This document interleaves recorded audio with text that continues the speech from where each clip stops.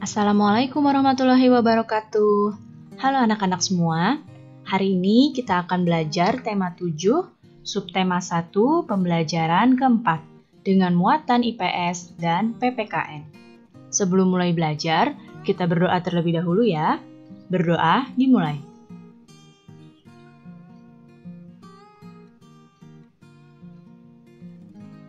Berdoa selesai. Baik anak-anak, sudah siap untuk belajar hari ini? Kalau sudah siap, mari kita mulai belajarnya. Pertama-tama kita akan mempelajari muatan IPS. Bangsa Indonesia mengalami penderitaan akibat penjajahan, mulai dari awal abad ke-17 sampai abad ke-20. Pada masa penjajahan, bangsa Indonesia telah berusaha sekuat tenaga untuk mengusir penjajah dan bercita-cita menjadi bangsa yang merdeka, yang bebas dari penjajahan. Akan tetapi, perjuangan tersebut banyak yang tidak berhasil. Nah, berikut ini adalah beberapa faktor penyebab gagalnya perjuangan bangsa Indonesia dalam mengusir penjajah. Faktor yang pertama yaitu perjuangan masih bersifat kedaerahan. Faktor yang kedua, perlawanan yang dilakukan itu tidak secara serentak. Yang ketiga, masih bergantung pada pimpinan. Jadi jika pemimpinnya tertangkap, maka perlawanan akan cenderung terhenti. Berikutnya, kalah dalam persenjataan. Persenjataan bangsa Belanda lebih lengkap dibandingkan dengan persenjataan kita. Dan juga berikutnya adalah Belanda menerapkan politik adu domba. Nah, jadi ini adalah beberapa faktor penyebab gagalnya perjuangan bangsa Indonesia dalam mengusir penjajah. Berkembangnya pendidikan pada abad ke-19 melahirkan golongan terpelajar.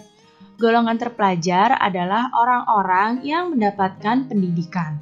Nah, golongan terpelajar ini berperan besar dalam perubahan strategi perjuangan Indonesia. Tadinya, perjuangan bangsa Indonesia itu dengan angkat senjata.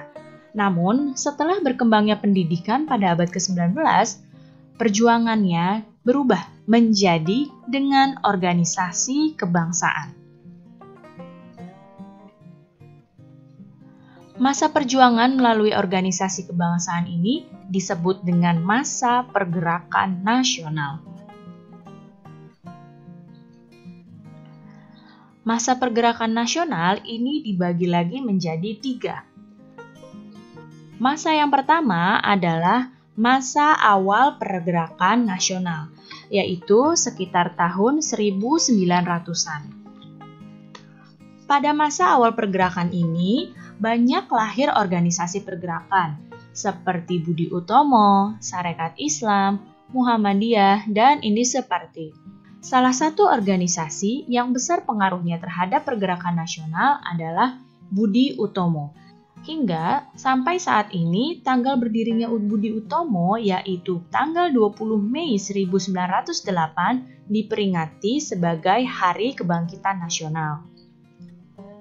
Masa yang kedua adalah masa awal radikal, yaitu tahun 1920 sampai 1927-an. Pada masa ini disebut masa radikal karena banyak organisasi yang tidak mau bekerja sama dengan Belanda. Organisasi pada masa ini banyak yang menentang keras terhadap pemerintah Hindia Belanda.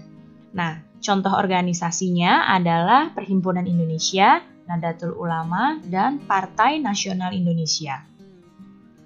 Masa yang ketiga adalah masa moderat, yaitu tahun 1930-an. Masa ini, organisasi mulai menggunakan taktik kooperatif, yaitu bersedia bekerja sama dengan pemerintah Hindia Belanda. Nah, contoh organisasinya adalah Partindo, Partai Indonesia Raya, Gerakan Rakyat Indonesia, dan Gabungan Politik Indonesia.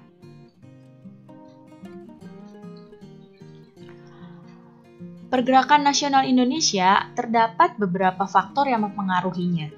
Ada faktor internal dan ada juga faktor eksternal. Faktor internal adalah faktor yang berasal dari dalam bangsa Indonesia, dan faktor eksternal adalah faktor yang berasal dari luar bangsa kita. Faktor internal yang mempengaruhi munculnya pergerakan nasional adalah yang pertama, penderitaan rakyat akibat penjajah. Kemudian, lahirnya golongan-golongan terpelajar, dan juga sejarah kejayaan kerajaan Indonesia di masa lalu. Faktor eksternal yang mempengaruhi munculnya pergerakan nasional yang pertama, kebangkitan nasional negara tetangga seperti Filipina dan India. Kemudian ada kemenangan Jepang atas Rusia dalam perang pada tahun 1905 dan juga masuknya paham baru seperti nasionalisme dan demokrasi.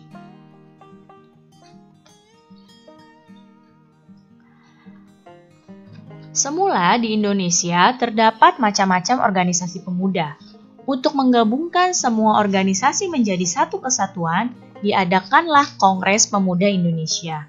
Kemudian, dari Kongres Pemuda tersebut lahirlah sebuah sumpah, yaitu Sumpah Pemuda.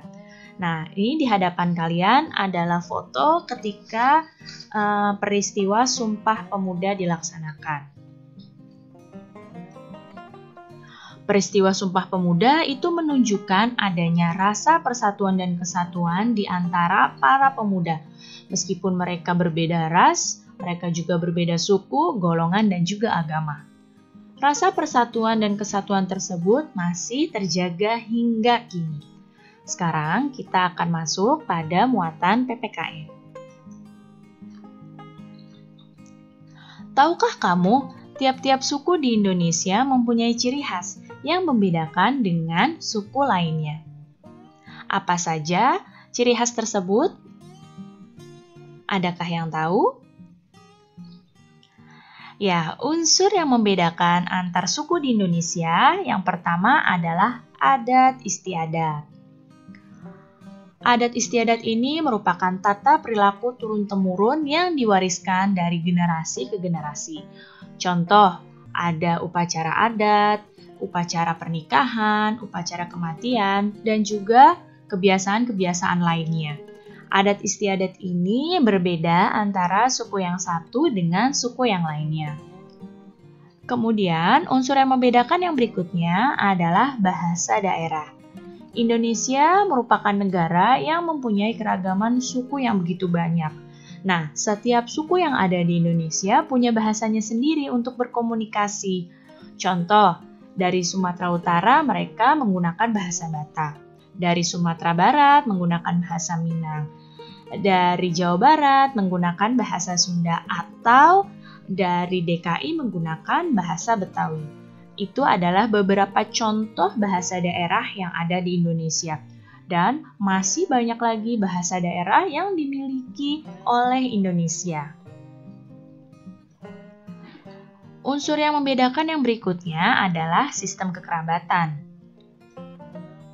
Sistem kekerabatan merupakan sistem keturunan yang dianut oleh suku tertentu. Ada yang berdasarkan garis ayah, garis ibu, atau kedua-duanya. Nah, kalau yang berdasarkan kekerabatan garis ayah dan ibu atau kekerabatan parental itu biasanya masyarakat Jawa, Madura, Kalimantan, dan Sulawesi. Kalau yang kekerabatan dari garis ayah, ini berlaku pada masyarakat Batak dan Bali. Dan jika kekerabatan pada garis ibu, ini biasanya pada suku Minang. Nah, jadi ini adalah beberapa unsur yang membedakan antar suku di Indonesia. Nah, bagaimana kita sebaiknya dalam kehidupan berbangsa dan bernegara menyikapi perbedaan tersebut, perbedaan dalam suku tersebut? Yang pertama, kita seharusnya menerima perbedaan suku dalam pergaulan sehari-hari. Karena Indonesia memang pada dasarnya memiliki begitu banyak suku dan tidak bisa terlepas dari kehidupan sehari-hari. Kemudian, mempelajari budaya suku lain. Untuk apa? Untuk menambah pengetahuan kita. Dan juga tidak merendahkan suku lain atau tidak juga mengunggulkan suku lain. Nah, apabila tiap-tiap warga negara Indonesia mampu menerapkan sikap yang demikian, maka perpecahan antar suku bangsa akan mudah dicegah. Persatuan dan kesatuan bangsa pun dapat tercapai. Baik anak-anak, cukup sekian ya penjelasan Ibu kali ini. Mudah-mudahan kalian paham dan mengerti. Terima kasih anak-anak semua, sampai jumpa lagi. Wassalamualaikum warahmatullahi wabarakatuh.